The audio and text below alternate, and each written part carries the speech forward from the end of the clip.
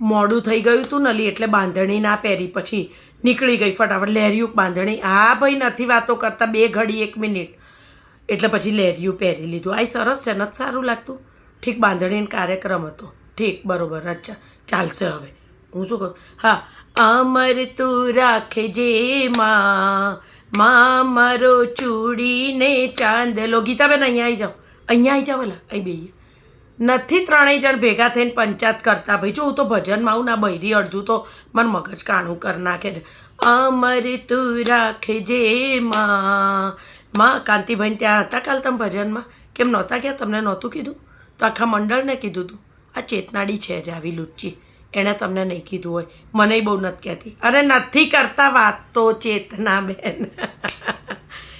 આપણે વાતો કરીએ ને એને દેખાઈ જાય પોતે આખા ગામની પંચાયત ઠોકે ને ના દેખાય અમર તું રાખજે માં પછી બોલો બધા મને એવું કહે કરે છે કે આગળ તો ગાવ પણ આપણે આગળનું આ ગઈએ ને ત્યાં સુધીમાં તો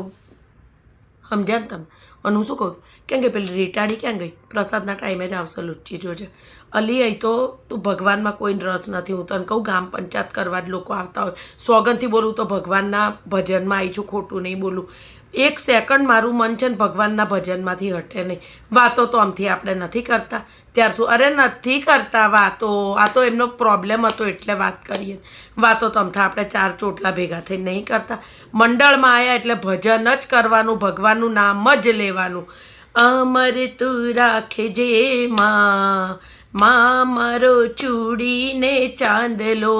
ચૂડીને ચાંદલો અમર રહે એટલે આખી જિંદગી દાળ ભાત શાક રોટલીને કચરા પોતું કરીને કાઢો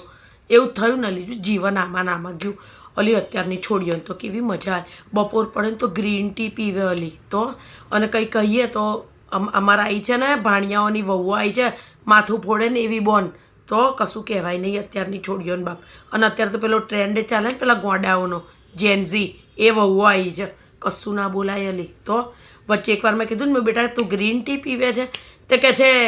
અમારા બાપને ત્યાં એમ પીતા હતા અહીંયા આગળ કંઈ એવો પૈસો જોઈને નથી આવેલે આવું અમર તું રાખજે માં ઘેર આવજો ને અલા વાતો અહીંયા જો આપણે ભજનમાં વાતો હું શું કહું લાણી લાયા છે આ લોકો